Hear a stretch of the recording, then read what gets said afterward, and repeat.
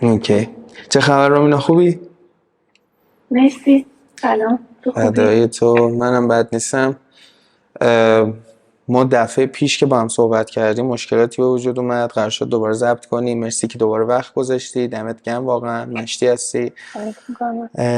من این دفعه برای اینکه بهتر بتونه پادکست جلو بره یه سری سوالامو نوشتم. خب ولی تو اول از خودتو اوضاع ایتالیا بگو، چطور، راضی هستی؟ نظرت نسبت به قبل عوض نشده؟ به دفعه قبل که حرف زدیم یا به قبل دفعه که قبل ایران که بودم؟ نه دفعه قبل که حرف زدیم. نه، هوا هم بهتر شده الان. نظرم بهتر میشه. 1% امکان نه داشت ولی پاشی بیا ایران، دیگه پا نمیشی بیا.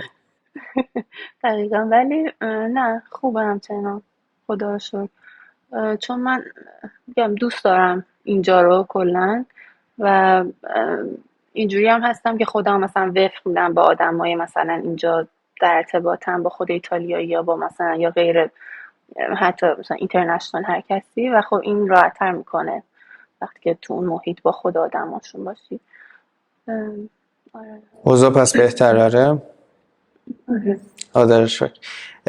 ببین من یه سوالی که مثلا اکثرا داشتم همینجور تو مسیری که می اومدم اینجا تو خونه که با تو ضبط کنم فکر میکردم، به خاطر اینکه خب الان میدونیم الان مهاجرت یه جورای دیگه مد شده، یعنی مثلا پسر خالم مهاجرت کرد، من مهاجرت کنم، میدونی. خیلی دوست دارم، یعنی به نظرم به درد بخور خواهد بود اگه راجع به دانشگاه‌های اونجا صحبت کنیم. این که خب پذیرش گرفتن میگن که ایتالیا راحت تر از جاهای دیگه است، ولی خب دنیای دانشگاه داره. کدوم دانشگاه ها مدرک معتبری داره، کدومشون احتمال این که تو میتونی بعدش یه جاب آفر خیلی خوب بگیری پاشی بری آمریکا، که میدونم خودت هم یکی از قصدات همینه. کدوم دانشگاه ها پل خوبی خواهند بود؟ یه کمی راجع به دانشگاه ها میتونی تا جایی که اطلاعات داری واسمون صحبت کنی؟ خیلی به درد بخور خواهد بود. آره، ببین اتفاقا داشتم چند وقت پیش رنکینگ دانشگاه رو چک میکردم.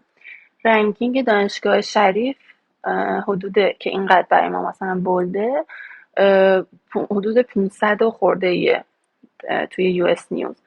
و مثلا دانشگاه ایتالیا، دانشگاه که مثلا ایرانیا قبولشون، ایتالیا هم خیلی قبول ندارن بعضیا، مثلا اینجوری که حدود رنج 300 حالا مثلا پلی‌تکنیک میلان 300 فکر میکنم 10 ایناست. دانشگاه جنوا که من خوندم 330 فکر میکنم. یعنی رنگ خوبی دارن، یعنی دانشگاه خوبی هم و رنگ بالایی دارن. و خب این که گفتی خودت هم که پذیرش راحت تره، خب خیلی خیلی ما رو میبره جلو و برای ما خوبه، چون ویزا هم ما خیلی راحت تر میتونیم برای ایتالیا بگیریم به نسبت آمریکا. و این پروسه سریعتر میشه، که یکی از دلایلی که من خودم هم مثلا انتخاب کردم که اون موقع که 3 سال پیش حدوداً بیام ایتالیا این بود که خیلی سریعتر انجام میشد. من میخواستم مثلا زودتر برم، چون اگه صبر میکردم شاید 1 سال 2 سال طول میکشید بیشتر برای آمریکا یا جای دیگه. پس این خب این چیز مثبتشه، یعنی دانشگاه خوبی داره. بعد اینکه کدوم دانشگاه ها، شما مثلا اگه سرچ کنین توی چیز که دانشگاه های معتبر ایتالیا دانشگاه ثبت شدهش، خب یه لیست خیلی زیادی میاد. دانشگاه مثلا شناخته شده، دانشگاه تورین، دانشگاه میلان، پادووا، پاویا، دانشگاه جنوا یا سمت جنوب دانشگاه ناپولی فکر میکنم، دو اسمش مطمئن نیستم، یا مثلا بولونیا. اینا شهرهای روم، ساپینزا، اینا شهرهایی که خب خیلی شناخته شده است دانشگاهشون رو میرن. ولی باز دانشگاه دیگه هست که مثلا فلورانس فکر میکنم داره، که یعنی اوکی هم و اونم رنگشون توی همین حدوده و برای ما هم خوبه. بعد دیگه اینکه از لحاظ مثلا من خودم دانشگاه جنوا بودم، یعنی واقعا سبک درس دادنشون از لحاظ سواد استادی یا هر چیزی، محیط دانشگاه واقعا یعنی راضی بودم و خوب بود. یعنی اگه برگردم باز عقب همین تصمیم رو میگیرم. و اینجوری نیست که خب نمیتونم مثلا نسخه تجویز کنم که همه مثلا بیان مسترشون ایتالیا بخونن. بعد مثلا برای من خوب بود و کار کرد. و اینکه من راضی بودم از همین دانشگاه. ولی اینکه کدوم دانشگاه مثلا حالا درس بخونن که برای کار بعدش، من فکر میکنم ام، خیلی حالا مثلا بین دانشگاه بولونیا، دانشگاه پادووا یا حتی دانشگاه میلان که رنکش از همه بالاتره اونقدر تفاوت زیادی نیست، به خاطر اینکه بیشتر به این تاثیر میذاره روی اینکه بعدش چیکار میخوای بکنی، که تو توی دانشگاه چیکار میکنی، یعنی نمرات چجوریه، چجوری با استادا در ارتباط بودی، و مثلا اینترنشیپ تو کجا رفتی. و اینکه مثلا یکی از چیزایی که ما خیلی روش مثلا گیر میکنیم رنگ دانشگاه است، که مثلا یه بار اون دفعه گفتی دانشگاه باهنر مثلا لعنتی فلان. من مثلا دانشگاه باهنر ببین با همه مثلا همه مشکلاتش و اینا، بالاخره این امکانو مثلا به من یا عالم آدم دیگه مثل من که اونجا درس خوندن داده که فقط با ترجمه کردن مدرکش بتونیم بیایم اینجا بریم تو مقطع بعدی درس بخونیم. یعنی اون اولش اوکی مثلا رنکش و ایناش فرق میکنه، ولی بقیهش که وارد دانشگاه میشه دیگه به خودمون مربوطه. یعنی حالا من مثلا اون موقع مثلا کمتر چیز کردم، معدلم پایینتر شد، بالاتر شد، و اون نمره خیلی بیشتر تاثیر میذاره تا رنگ دانشگاهه. چون خیلی هم این مثلا چیز هست، طرز فکر من خودم هم داشتم که نه مثلا من چون دانشگاه باهنر بودم، دانشگاه آزاد بودم، من مهاجرت نمیتونم بکنم، یا مثلا اونی که دانشگاه شریفه فقط اونا میتونن، دانشگاه تهران میتونن. اونی که دانشگاه خواست بگی من یه نه کامنتی دادم چون از این دانشگاه با هنر حرف زدی دیگه، الان تو یه جبهه نیستیم ما. خط قرمز آره خط از قرمز صورتت معلوم بود. آره یعنی یه لحظه اینجوری بودم که نوین رفاقتمون در به هم میرسه واقعا. چون که حالا دور از شوخی من کاری ندارم، دانشگاه با هنر رو من هیتش نمی کنم خب، ولی به نظر من هیچ مزیتی نداره برای دانشجو. خب چون تو بخوای حساب کنی اولا شما دانشگاه پیام نور هم باشی میتونی مدارکتو ترجمه کنی بفرستی برای ایتالیا، آلمان، آمریکا، ایکس ایگرگ زد و پذیرش بگیری. اما چیزی که جالبه تو حرفات این که هم فقط شریفی ها میتونن بگیرن، نه اتفاقا به نظر من شما اگه یکم پول داشته باشی، دانشگاه آزاد امروزی که من دارم صحبت میکنم رنکش از شریف هم رفته بالاتر به خاطر اون واحد قزوینی که دارن و مقالاتی که دادن، تعداد مقالاتی که دادن. فکر میکنم با یکی از دانشگاه آمریکایی برابری میکنه و به خاطر همین شما وقتی مثلا طرف استادت مثلا سرچ میکنه که مثلا آزاد یونیورسیتی، مثلا میبینه اوه چقدر مقاله، چقدر رنک خفن، و میدونی که اینا همه به عنوان شعبای دانشگاه آزاد محسوب میشن. یعنی کسی نمیگه دانشگاه آزاد کرمان جدا از دانشگاه آزاد قزوینه، همشون برات یکی میشن، حتی تو مدرکت هم که میزنه. پس بنابراین اگه کسی قصد مهاجرت داره اتفاقا به نفعشه که نره با هنر بره دانشگاه آزاد و بهتر از شریف میتونه فاند بگیره. مثال بزنم برات، الان یکی از دوستای من دانشگاه آزاد هوش مصنوعی خونده، برای مسترش، برای دکترا فول فاند گرفته از دانشگاه استنفورد آمریکا. یا حالا خودت دیگه قضاوت کن. در صورتی که من یکی از رفیقای خودم الان خواجه نصیر درس خونه رشته مکانیک، برای دکترا به زور فاند گرفته ویکتوریا. پس بنابراین به نظر من دانشگاه با هنر زیاد کار خاصی نکرده که هیچ، به نظرم. ببین نه من نگفتم، یعنی هیچ کمکی به من نکرده، من میگم ولی جلوی من رو نگرفته حداقل. یعنی اینجوریه که و من دانشگاه مثلا باهنر رو من اصلا از دانشگاه باهنر هیچ چیزی هم به من نمیدن تبلیغ کنم، ولی منظورم اینه که اینو برای این گفتم برای کسایی که مثلا الان وارد دانشگاه باهنر شدن یا درس خوندن اونجا، مدرک اونجا رو دارن و این حس رو دارن که نه من مثلا از دانشگاه باهنر شاید شانس مهاجرتم کم باشه. و فقط اومدم کل دانشگاه ها رو، چون یه دیدی هست که دانشگاه مثلا شریف تهران اینا دانشگاه باهنر آزاد و یا مثلا پیام نور رو مقایسه کردم با مثلا دانشگاه شریف و تهران که خیلی فرقی نداره. یعنی اینکه خودت هم گفتی، یعنی تو مثلا دانشگاه آزاد بری خیلی راحت‌تر هم میتونی شاید معدل بالا بیاری توی یه سری مثلا چیزا، رشته شاید بتونی یه سری درس‌ها رو گیر الکی حداقل بهت ندن که یه سری دانشگاه استاد توی دانشگاه با هنر میدادن و بتونی معدل بالا بگیری و بعدم دیگه مشکل آزاد کردن مدرک هم نداره دیگه. ولی همون دانشگاه با هنر هم اگه مثلا توش معدلت بالا باشه، یا دانشگاه پیام‌نور یا دانشگاه آزاد، میتونی دانشگاه استنفورد آمریکا یا هزار تا دانشگاه دیگه تو همه اروپا با این مدرک مهاجرت کنی. و خب اینجوریه که تو وقتی که اپلای میکنی استاد نمیاد مثلا بگه اوکی فلان دانشگاه سرچ کنم ببینم این دانشگاه چه مقاله هایی دادن یا چه جوری. اول میاد نگاه میکنه تو چه مقاله هایی توی اون هر دانشگاهی که بودی دادی، تو چه مثلا نمره‌ای گرفتی، چه مثلا کارایی که کردی. یعنی بیشتر خود شخص تو براشون مهمه که چیکار کردی. اوکی رنگ دانشگاهت بالا بود، تو رفتی اونجا معدل تونست بالا بشه. یعنی مثلا کسی که معدل 19 دانشگاه پیام نور کرمان داره خیلی میچربه به کسی که معدل 14 دانشگاه شریف داره. دقیقا. آره خیلی باید موافقم. ولی میگم بحث دانشگاه با هنر شد، من شاید من آدم مناسبی نیستم، چون 4 بار تعهد دادم من تو حراست دانشگاه با هنر. من تعهد اجرا دادم 3 بار. من خودم مثلا 3 بار منو برگردوندن خونه، یعنی از من یه کلاس داشتم مثلا 3 بار غیبت میخورد حذف میکردی و دیر میرفتی هم استادش غیبت میزد. بعد من اون خانمایی که با هم ایستادن دم هی تو میگفت پایین مانتور یه دکمه کم داره، من را میری مثلا پاهاتو میبینم. بعد منو برگردون خونه به خاطر این مشکل. یعنی دفاعی که میگم فقط بحث علمیشه، اون بخشاش که اصلا هیچی.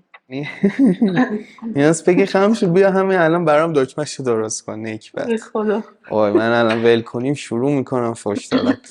و آره منم 4 بار تعهد دادم، تعهدهای عجیب غریب، ولی خب یکی از تعهدام تعهد شیطنت آمیز خوبی بود. یعنی اون 3 تا به خاطر ارتباط با دختر بود حقیقتا، یا میشستم کنار دخترها غذا میخوردم، آره، یا داشتم جزوه میدادم و میگرفتم که به هر حال این لذت چه واقعا کارایی این لذت جزه میده.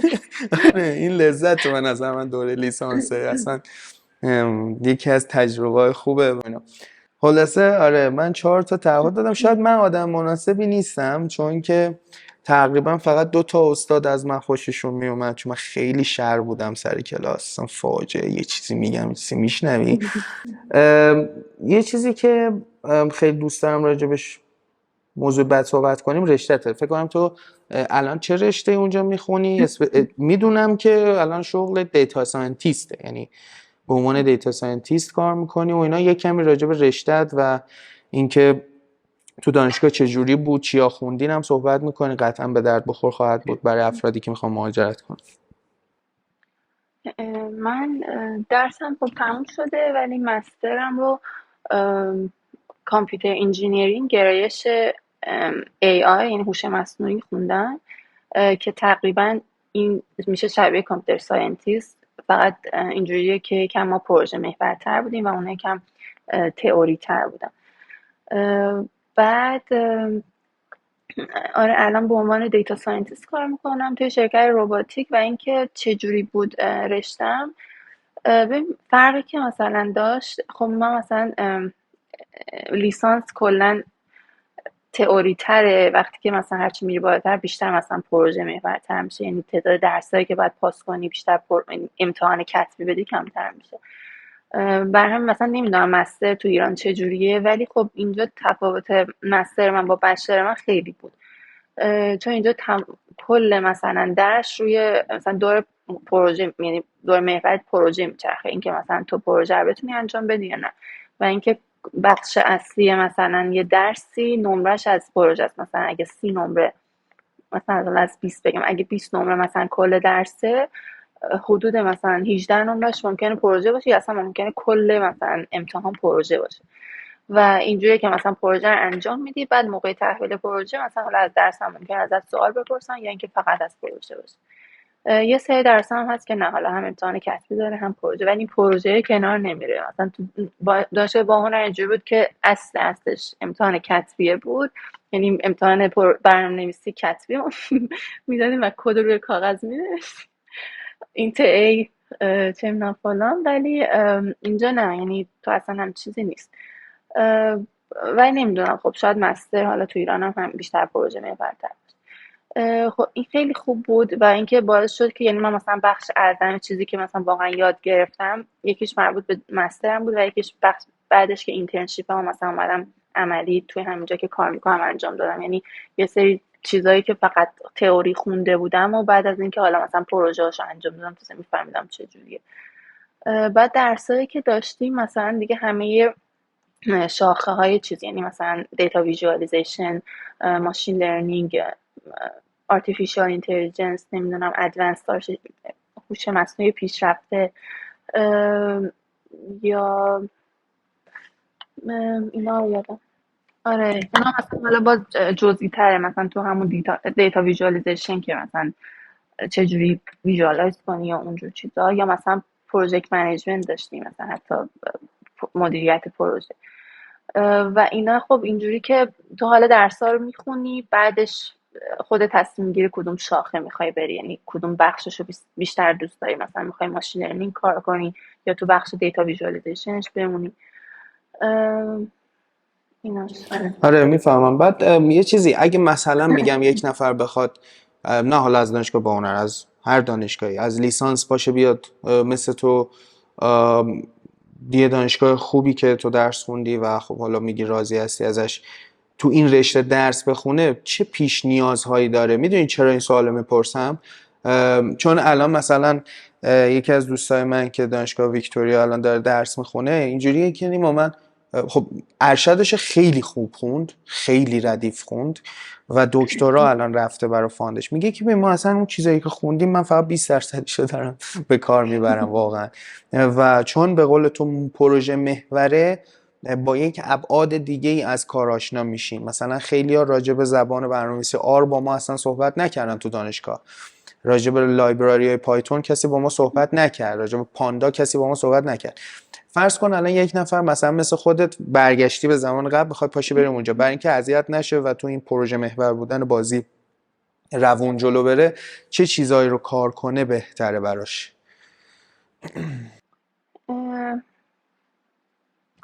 ببین ما یه مشکلی که داریم وقتی که میخوایم مهاجرت کنیم، فقط میخوایم مهاجرت کنیم.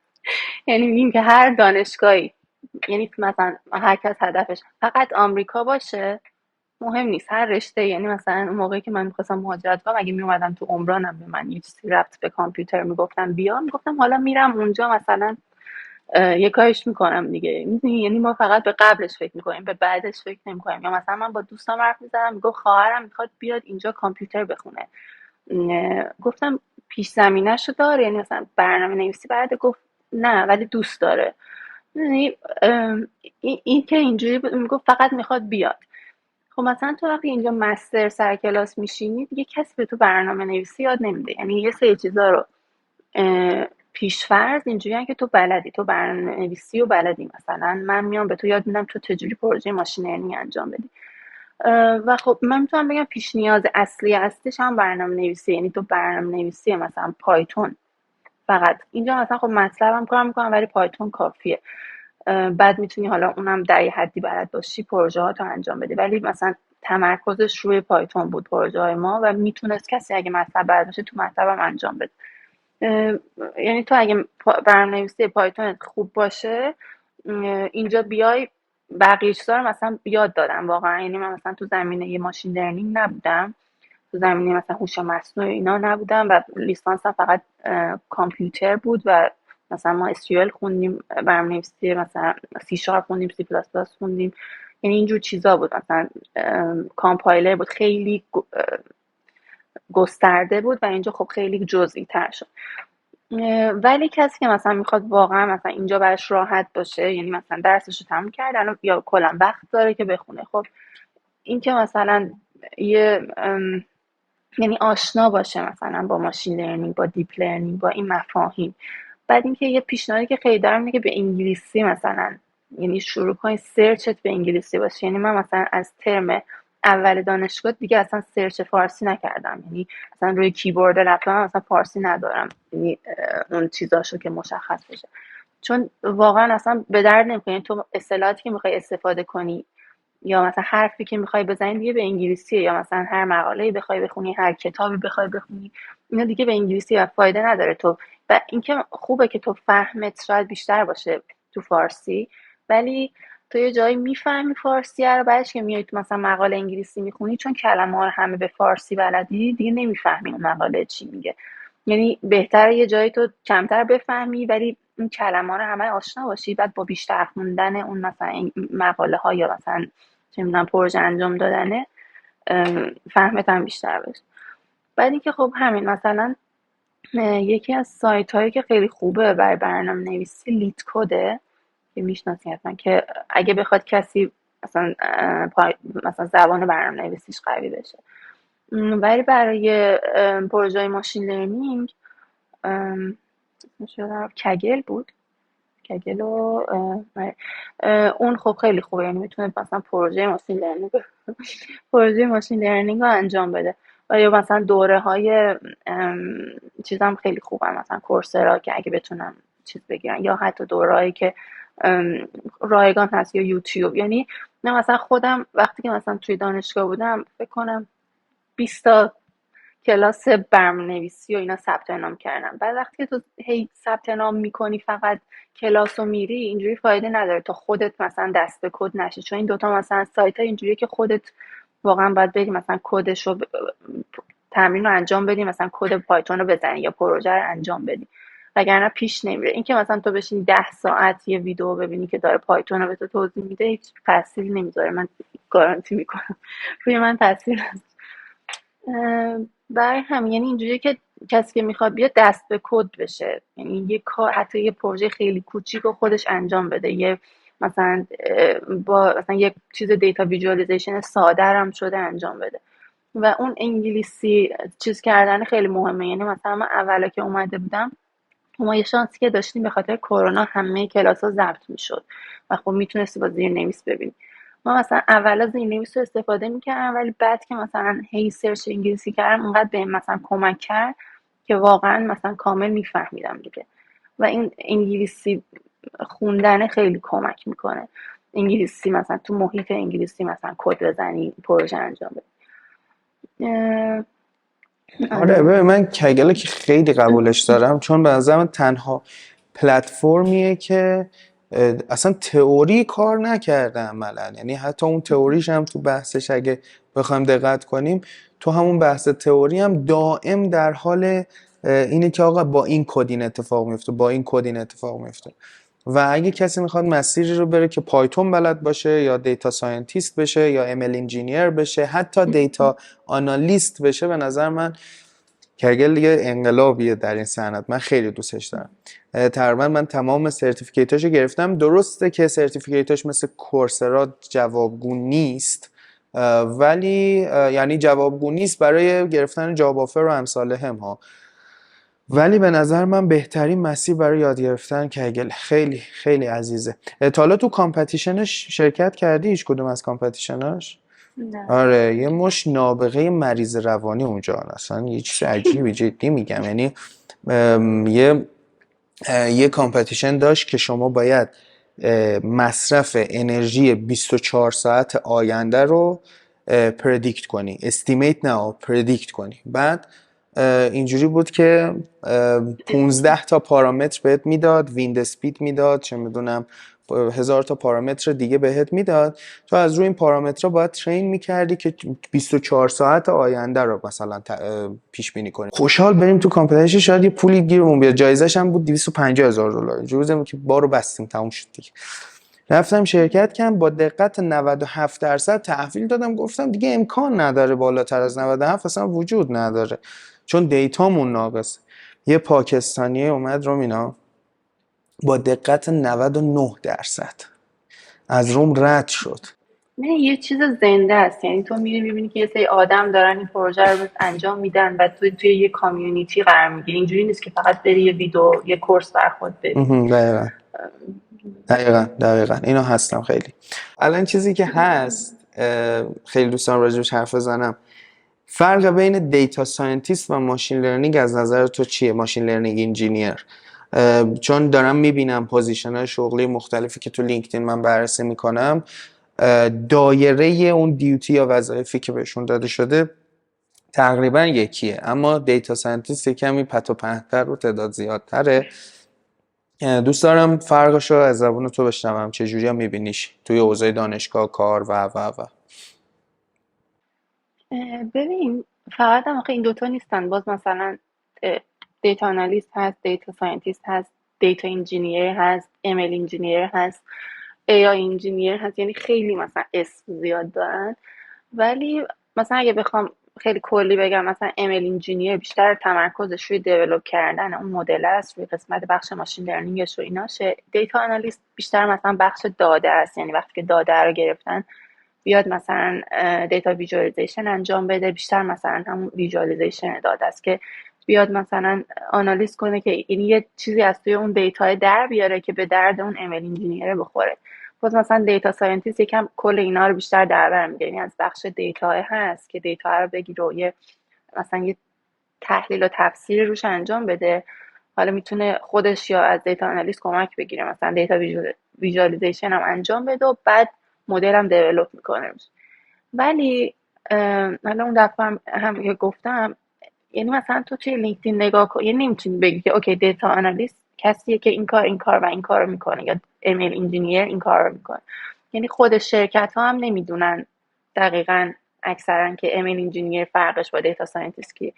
یعنی صرفا یه سری شغلا رو میخوان، بیشتر حس میکنن که دیتا آنالیست باید باشه، مثلا بیشتر میخوره مثلا به بخش دیتا ویژوالایزیشن. میان مثلا توی جاب آفرشون می نویسن که مثلا ما دیتا آنالیست میخوایم با این وظایف. یعنی تو ممکنه بری نگاه کنی بگی که این که مثلا دیتا آنالیست نیست، دیتا آنالیست فلان و فلان فقط باید باشه. ولی نمیتونی بری به اون شرکت بگی که تو اشتباه داری میکنی، اون اینا رو میخواد با اون تایتل. حالا تو اینا رو بلدی، میتونی اپلای کنی، اگه نه برو دنبال مثلا یعنی چی میخوام بگم، یعنی اینکه بیشتر مهمه که توی اون ریکوایرمنت هایی که برای اون جاب نوشته چیا میخوان، یعنی مثلا چه لایبرری هایی باید بلد باشی، چه کدی باید بلد باشی، چه ابزارهایی باید کار کرده باشی. اگه اونا رو بلدی پس حالا مهم نیست دیتا آنالیست، دیتا ساینتیست، بیشتر اون کارهایی که میخوان بکنی رو باید انجام بدی. یعنی یه چیز مثلا مشخص نیست که تو نوشته شده باشه دقیقا اینجور چیزا، و حقم یعنی بیشتر با اوناست. یعنی اونا میتونن حتی بعد از اینکه تو رو مثلا استخدام کردن بگن که اوکی تو دیتا ساینتیستی، ولی ما میخوایم تو مدلم برای ما دیولپ کنی، یا میخوایم مثلا فلان کارم بکنی، ظرفا هم بشوری. این تو نمیتونی تو نمیتونی مثلا بگی نه مثلا فقط من اینا رو بلدم. بعد خیلی هم خب توی این رشته، توی این زمینه مثلا کامپیوتر ساینس و اینجور هوش مصنوعی اینجوری هست که نمیتونی تو همیشه ثابت بمونی با یه سری چیز اطلاعاتی که داشتی. همیشه مثلا باید ابزار جدید رو یاد بگیری، کار کنی، نمیدونم لایبرری جدید رو کار کنی. نمیتونی ساکن بمونی واسه خودت با یه سری اطلاعات محدودی که داری. آره میفهمم. من خودم تجربهشو داشتم واقعا. وقتی به عنوان دیتا ساینتیست شما رو استخدام میکنن، هر نوع توقعی رو ممکن است تو داشته باشن. یعنی از تو به عنوان دیتا آنالیست استفاده میکنن، از تو به عنوان ام ال انجینیر استفاده میکنن. یعنی مثلا اونا ببخشید اونا اینجوریه که اونا نمیخوان مثلا 100 نفر آدم استخدام کنن که تیکه تیکه رو هر کی انجام بده. یه مثلا 20 نفر میخوان که هر کدوم بتونن یه کارهای زیادی رو انجام بدن. و خب آره، یعنی ترجیحشون اینه که تو حداقل حتی اگه بلد نیستی بیای و مثلا یاد بگیری. و خب یه چیزی هم هست، تو نمیتونی مثلا ایمیل انجینیر باشی ولی دیتا ویژوالایزیشن بلد نباشی. یعنی تو همه رو بلد باشی، حالا کدوم بیشتر دوست داری تمرکزت روش باشه، میتونی تو اون تمرکز. مثلا بازدهیش هم میره بالا. یعنی شما وقتی از دیتا ساینتیست توقع ایمیج پروسسینگ داری، حالا ایمیج پروسسینگ میشه مثلا جزء پری پروسسینگ کردن دیتا، اون قبول دارم. ولی وقتی توقع کامپیوتر ویژن از طرف دارن، طرف خودش به خودش شک میکنه، میدونی، بازدهیش هم میاد پایین که اینجوری داداش من یه چیز دیگه علاقه داشتم الان داره یه اتفاق دیگه میفته. حقوقا چجوریه اونجا؟ میانگین حقوقا چجوریه تو ایتالیا؟ آیا راضی کننده هست نیست؟ چون من چیزای مختلف شنیدم، دوست دارم از تو بشنوم چجوریه اوضاع اونجا. ببین من خب جایی که کار میکنم شرکت تحقیقاتیه، و چون کلا همه جا اروپا آمریکا حقوق مثلا پی اچ دی خوندن، یا کسی که پی اچ دی میخونه یا کسی که مثلا پستاک میخونه کمتر از حقوق کسی که توی مثلا یه شرکت، یعنی توی یه صنعت کار میکنه مثلا. یعنی قرارداد دائم مثلا داره. یعنی اونا یه رنج دیگه، یعنی اونا یه رنج دیگه. و این شرکتی که هستم شرکت تحقیقاتی حالت آرندی داره. برای همین کسایی که هستن اکثرا کسایی که پی اچ دی میخونن و پست، یعنی فقط کسایی که پی اچ دی و پست داکن یا به عنوان ریسرچر کوتاه مدت. و خب حقوق پی اچ دی خب کمتره، ولی به نسبت مثلا تو نمیتونی با حقوق ایتالیا توی هلند زندگی کنی، ولی با حقوق ایتالیا، یعنی چون به نسبت هلند همون پی اچ دیش کمتره، ولی به نسبتی که نگاه میکنی مثلا اگه اجاره خونه رو کم کنی حدودی حساب کنی همونقدر میمونه و اوکیه.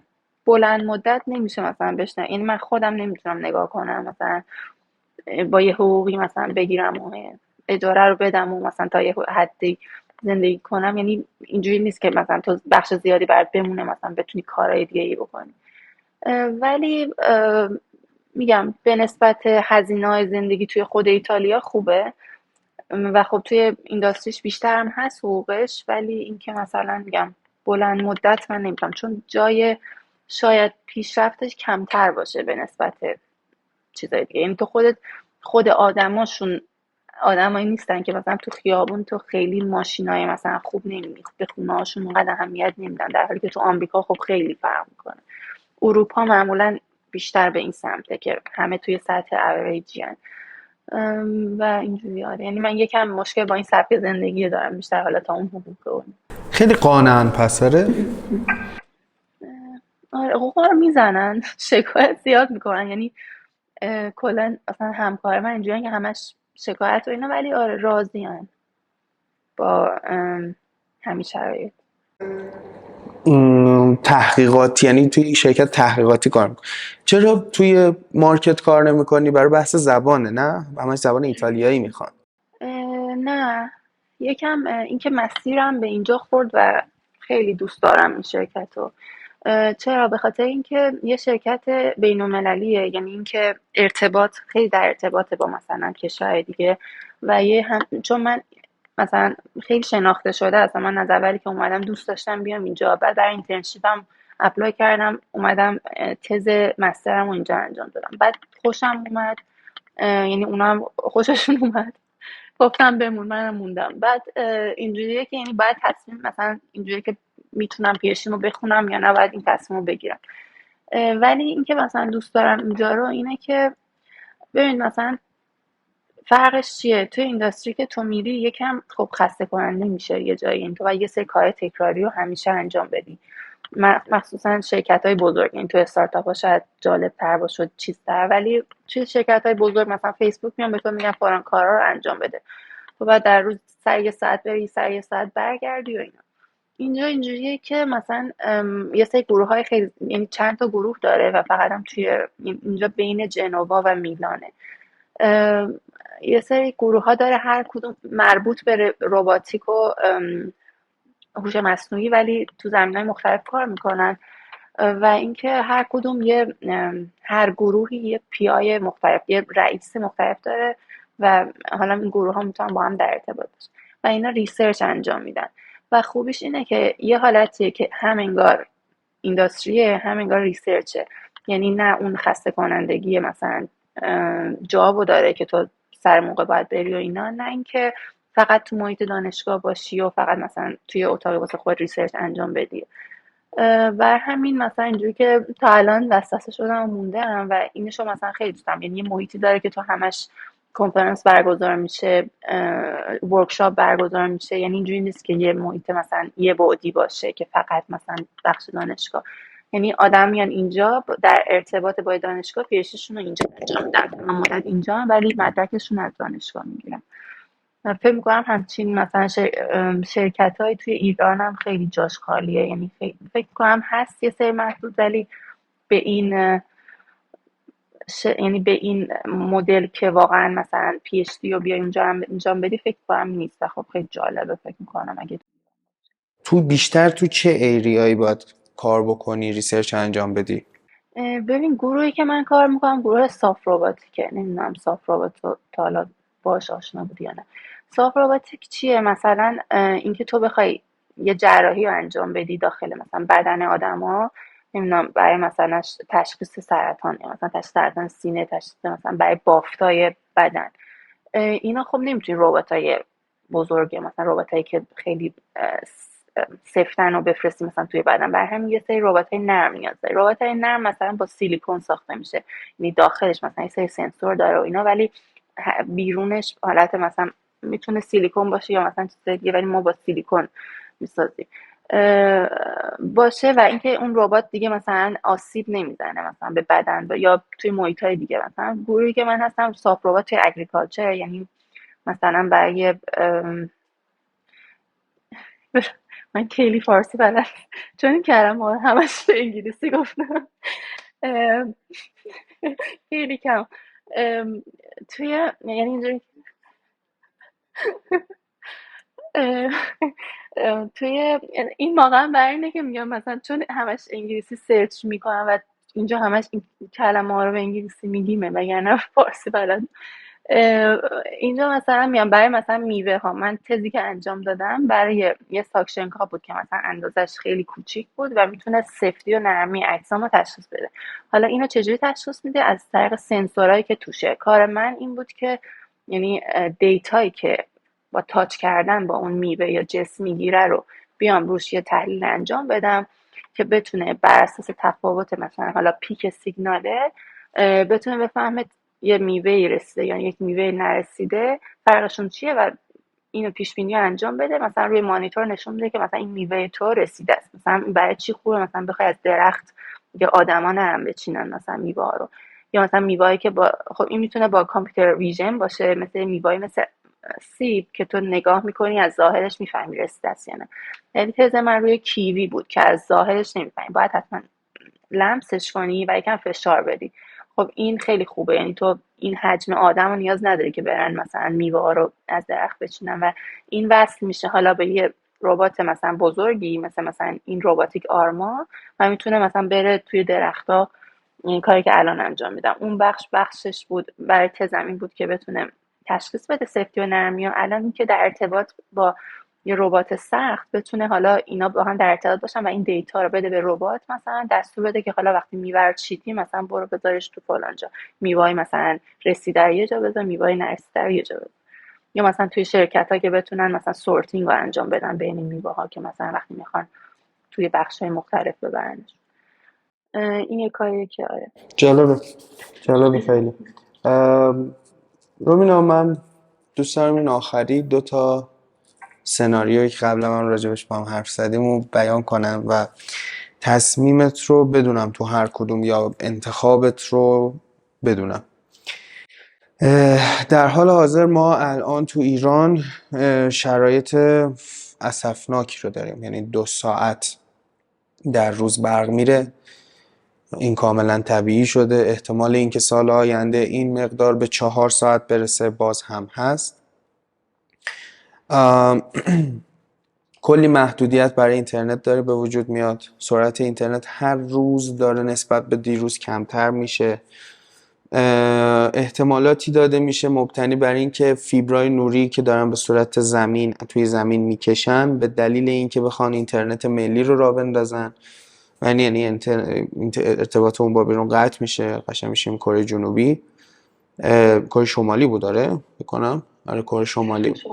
آره بعد جنوبی اومد. آره جنوبی که عالیه. حوزمون خوب آره واقعا دیگه جونم برات بگه که اوضاع کشاورزی، آب و هوا، میزان آبی که موجوده کم کم داره ایران خشک میشه و 1000 تا مسئله دیگه. 2 سناریو برای شرایط کنونی وجود داره. یکی این که تو این دنیای انقلاب هوش مصنوعی تاریخ داره تکرار میشه.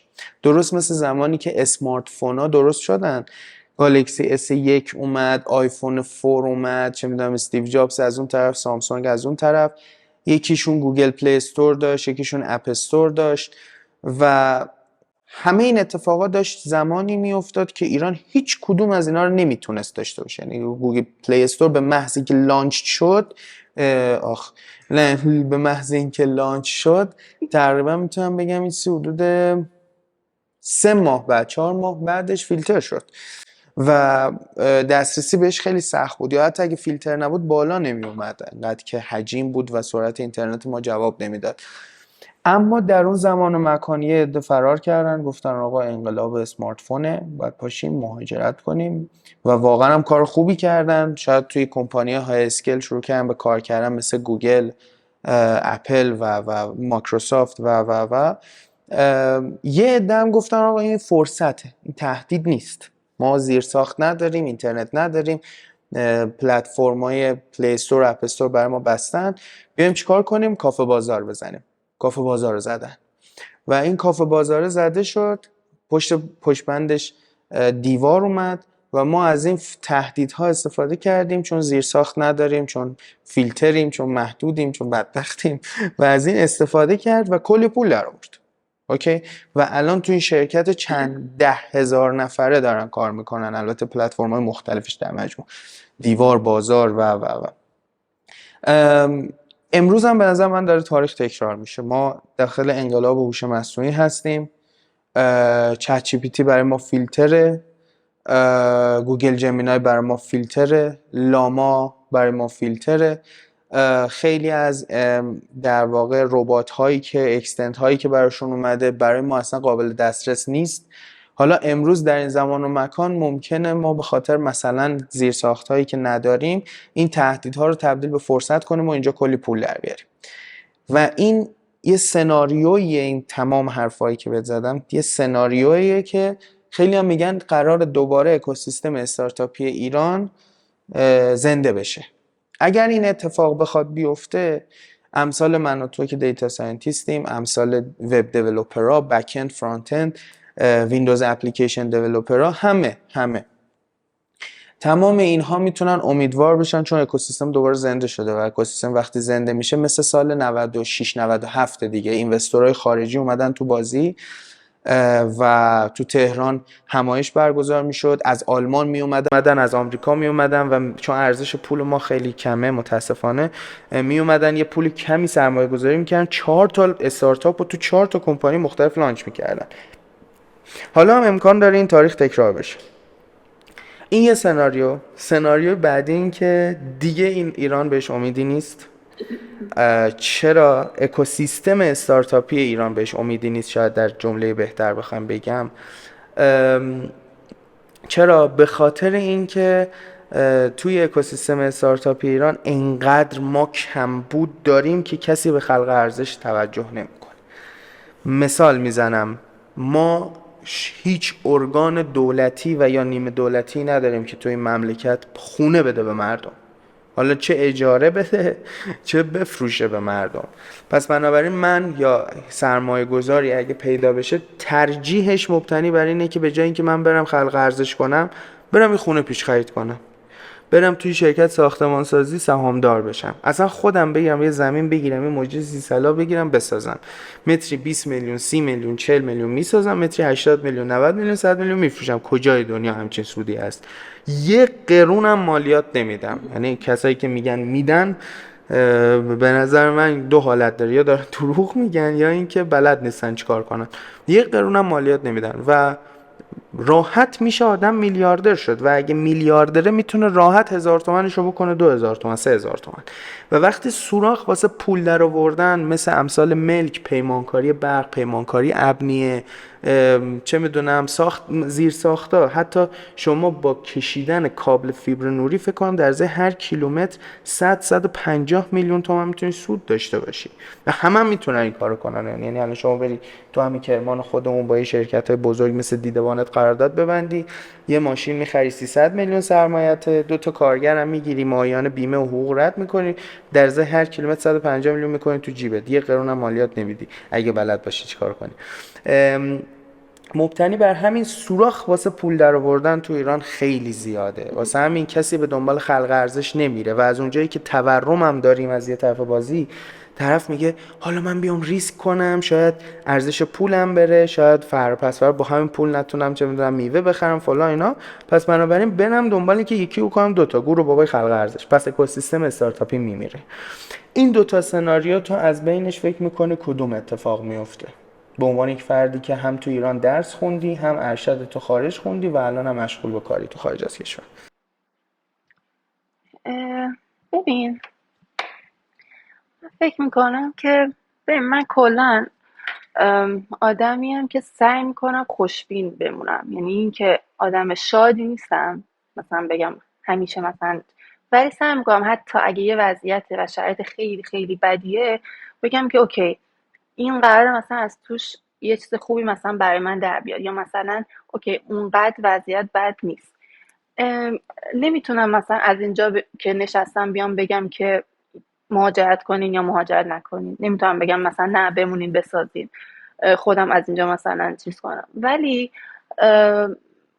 اینم نمیگم که مثلا حالا بگم وضعیت ایران خوبه و فلان و اینا، ولی 20 سال پیش 30 سال پیشم ما اینجوری بودیم، یعنی 30 سال پیش که نه، مثلا 10 سال پیش که ما بودیم، یعنی همش اینجوری بودیم که 2 سال دیگه ایران اوضاعش خراب میشه، یعنی همش ما این ذهنیت رو داریم که دیگه تمومه، دیگه مثلا خیلی اوضاع خرابه.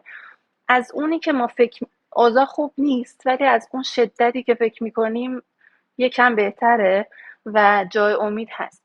و اینکه کدوم یکی از این دوتا سناریوها میشه، من فکر میکنم به من و تو بستگی داره و کسای دیگه که مثل من و تو هن. یعنی اینکه ما تصمیم بگیریم که حالا من که نه، حالا مثلا من اینجا، کسایی که ایرانن تصمیم بگیرن پولی که دستشون میاد و برن مثلا زمین بخرن یا برن استارتاپ بزنن و استفاده کنن از زمین. چجوری میشه که یکی این کارو میکنه یا اون کارو؟ اینه که اون آدم اگه با خودش فکر کنه که به من ربطی نداره، اوضاع خرابه، اصلا هم هیچی نمیشه، من مهاجرت میکنم، یا من مثلا پولامو نجات بدم، خودمو نجات بدم، برم فلان خونه و فلان زمین بخرم، یا اینکه بگه نه من برم دنبال یه فرصتی، یه مثلا یه چیزی رو در بیارم که الان میشه ازش مثلا استارتاپ درست کرد، ازش میشه مثلا سود برد، که این هم به نفع منه هم به نفع بقیه، یعنی همه آدمای ایران. یعنی کسی که میاد استارتاپ میزنه، کسی که مثلا دیجیکالا رو زده، اسنپ رو زده، نمیدونم مثلا اسنپ فود رو زده، فقط پولش خودش نیورده، اومده یه فرهنگ مثلا اسنپ گرفتن، فرهنگ این که غذای سفارش بدی و یا تو سایت سفارش بدی و تو ایران آورد و یه عالم شغل ایجاد کرده.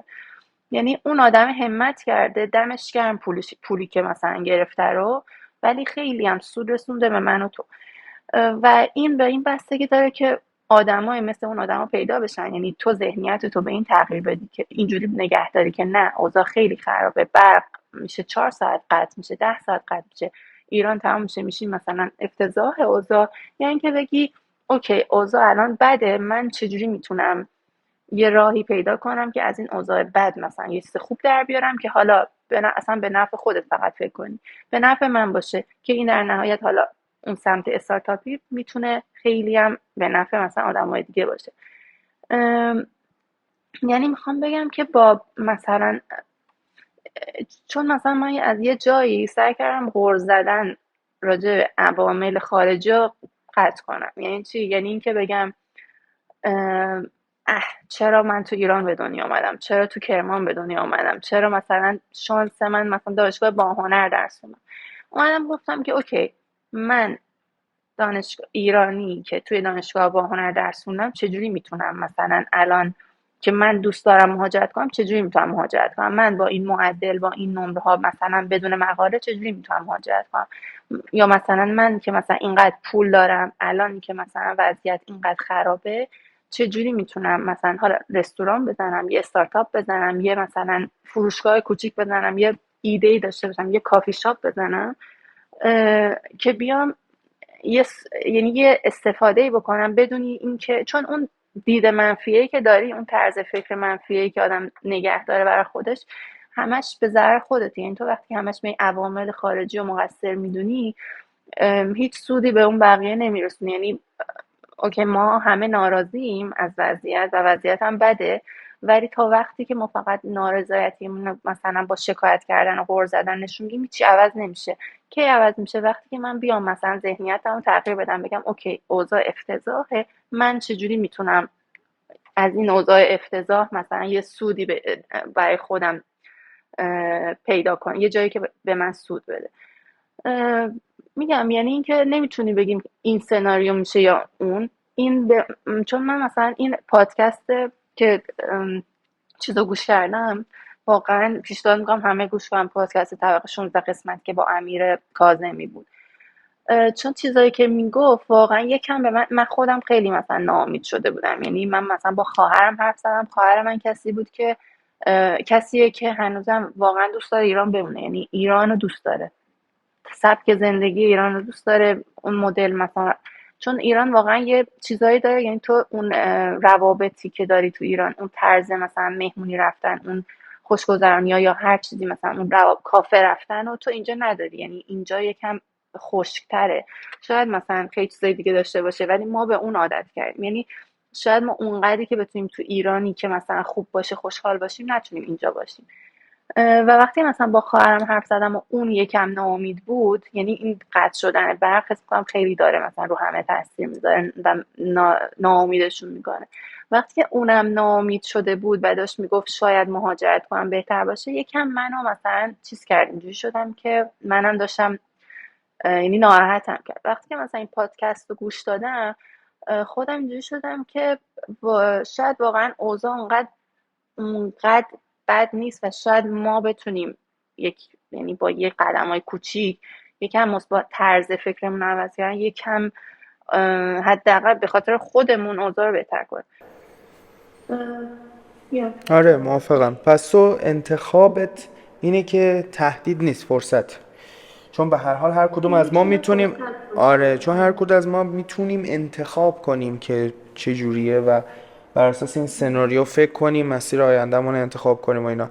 اگر این سناریوی دومی، اولی بود کدوم بود، فرصت باشه، بخواد اوضاع برگرده و فرصت هایی پیش بیاد که حالا چه به عنوان یک منبع انسانی، چه به عنوان کارآفرین، چه به عنوان اینوستور یا سرمایه گذار، بشه که یه کاری انجام داد ایران، هم پول در آورد هم اوضاع رو بهتر کرد، تو برمیگردی یا نه؟ آره، یعنی که نه که مثلا شاید بیام، چون من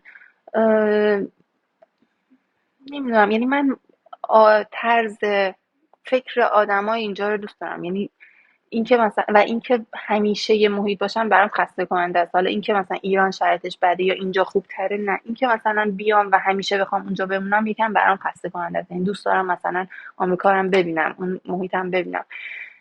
ولی اگه همین الان مثلا، یعنی منی که الان از اینجا برگردم ایران خیلی آدم راضیم به نسبت اینکه اصلا نیومده بودم و اونجا میخواستم بمونم. یعنی اینقدر طرز فکر من عوض کرد و اینقدر یه سری چیزایی دیدم که باعث شد که منی که الان برگردم آدم راضی‌تر و خوشحال‌تری باشم. و اینکه مثلا من هر وقت که یه نفر میخواد مهاجرت کنه سعی میکنم بهش کمک کنم، نه به خاطر اینکه اینور خوبه یا اونور بده، به خاطر اینکه میدونم وقتی که این فکره به ذهنت میفته که باید من میخوام مهاجرت کنم، عالم آدم بیان مثلا بهت بگن که خوب نیست، مثلا اونجا اصلا بد، افتضاحه، تاثیر ندارم چی رو من تاثیر نداشت. و من اومدم اینجا راضی بودم، برای من خوب در اومد، خوشم، یعنی راضیم. ولی خیلی‌ها بودن که دوست نداشتن، یعنی اومدن دیدن من سبک زندگی اینجا رو دوست ندارم. مثلا من یه نفر بود اینجا اومده بود، یه ماه از اومدنش بود یا شاید کمتر، من باهاش حرف زدم میگفت بابا من ایران با ماشین بابام سوار میشدم میرفتم توی کارخونه میشستم 4 تا دستور میدادم میومدم خونه. من اصلا سبک زندگی مثلا اینقدر استرس مثلا امتحان پاس کردن اینجا رو نمیتونم مثلا تحمل کنم، اینکه برم دنبال کارت مثلا اقامتم رو نمیتونم، اصلا من نمیخوام این کار رو بکنم. من دوست دارم و برگشت بعد 2 ماه برگشت. ما هرچی مثلا بهش گفتیم تو 1 سال بمون حداقل و رفت. یعنی اینکه یه مثلا چیز نیست که بگی برای همه آمریکا رفتن خوبه، برای همه مهاجرت خوبه یا ایتالیا اومدن خوبه و همه آدم خوشحالی میشن اگه برن آمریکا. اینجوریه که تو چی رو دوست داری و چی تو رو خوشحال میکنه. شاید یکی ایران موندن خوشحالش میکنه و اونایی که دوست دارن ایران بمونن الان همین اتفاقایی که میفته باعث میشه اونا هم با خودشون فکر میکنن که نکنه باید مهاجرت کنیم. ولی فکر میکنم اوضاع، یعنی نمیگم اوضاع خوب میشه خیلی مثلا، ولی اونقدر بد نیست، نمیشه. یعنی قرار نیست یه دفعه یه اتفاق عجیب غریب بیفته و مثلا ایران دیگه چیز بشه، توی یه حدی میمونه و ما میتونیم بهتر. اول اینو بگو، دوست دختره که باباش کارخونه داره؟ پسره؟ طوری نیست، زن نمیخواد میشینه تو ماشین و باباش میره کارخونه. آفرین، کلا. خب هر چیزی هر که داشت بگیم، ما آماده ازدواج هستیم به هر حال. منم میتونم منم میتونم سوار ماشینش بشم برم کارخونه، اینقدر استعداد دارم. یه بادی بزن. چیکار کنم. دمت گرم واقعا رومینا، خیلی این دفعه به نظرم ارگانایز شده تر صحبت کردیم و به نظرم حرفایی بود که میتونه برای خیلی مفید باشه، حداقل برای 3-4 نفری که دور من و میخواستم با پادکست رو داشته باشم اینجوری بودن که نمیشه راجع به اینا با رومینا حرف بزنی. دوتا از دوستامم که مشرفن بر، یعنی دیگه تقریبا منتظر ویزان، پذیرش رو گرفتن و منتظر ویزان. خیلی دوست داشتن که این پادکسته بشم، من هر چه سریعتر سعی میکنم ریلیزش کنم. دمت هم گرم که اومدی، ولی در آخر پادکست، کتاب، چیزی هست که بهمون معرفی کنی؟ ما اینا رو همه کالکت میکنیم، اینا همه رو جمع آوری میکنیم و توی اینستاگراممون میذاریم. مرسی که دعوت کردی اول برای بخش اول حرفت. و پادکست، فکر میکنم پادکست طبقه 16 رو همه باید گوش کنن، یعنی حتی کسایی که استارتاپ نمیخوان بزنن، برای اینکه آدم حرفای آدمای موفق ایران رو وقتی که میشنوه، آدمایی که تونستن از تو شرایط بد یه پولی در بیارن، یه سودی در بیارن، میفهمی که از میشه و فکر میکنم یکم امیدوار میکنه. یعنی من هر دفعه که گوش میکنم یه امیدواری هم بهم میده. و و کتاب ساده زیستن آلن دوباتن و هنر ظریف رهایی از دغدغه ها. کتابش اسمای مختلف داره فکر میکنم، یعنی یه ترجمهش که من خوندم این بود. و آره، و 1984 کتاب مورد علاقه. چی یه بار دیگه بگو. کتاب 1984. 984 چیه؟ راجب چیه؟ بگو. اون دو تا اولی حالت روانشناسی بودن، ولی این کتاب رمانطوره و رمان مثلا اجتماعیه و اینکه یه جامعه رو مثلا متصور میشه که یکم شبیه ایرانه و مثلا با خیلی محدودیت‌های بالاتر و خیلی چیزای عجیب و غریب. میرم تو کارش، خوشم اومد، میرم تو کارش. دمت گرم واقعا، خیلی ممنونم وقت گذاشتی، اونم نه بر بار اول، بر بار دوم. شاید یه روزی برات جبران کنم اومدی کرمان. آره من تنها لطفی میتونم بهت بکنم چون برنامه کن خوبی هستم دیگه، برات برنامه کنم دیگه، همین دیگه، هیچ کار دیگه از دستم بر نمیاد. اگه پروژه دیتا ساینسی داری کمکت کنم، البته قطعا خودت کارت بهتر از منه، ولی تو اونم میتونم کمکت کنم. ایشالله دفعه بعدم تو پادکست، ایشالله دفعه بعد وقتی تو نیویورکی با هم پادکست بریم، چطوره؟ انشالله با هم تو نیویورک تو یه کافه. من که حاضرم هوملس و کارتون خواب و اینا باشم ولی نیویورک باشم، یعنی اصلا یه اشل دیگه ای از کلان شهری. دمت گرم واقعا که اومدی، با هم در ارتباطیم. خیلی ممنونم که وقت گذاشتی، مشتی هستی. مرسی از تو، مرسی که دعوت کردی، انشالله که خیلی موفق باشه. فدات شم، ارادت، مخلصیم. بازم دمت گرم، من دیگه برای فایلا باد هماهنگ میشم. باشه مخلص، مراقب خود باش. خدافظ.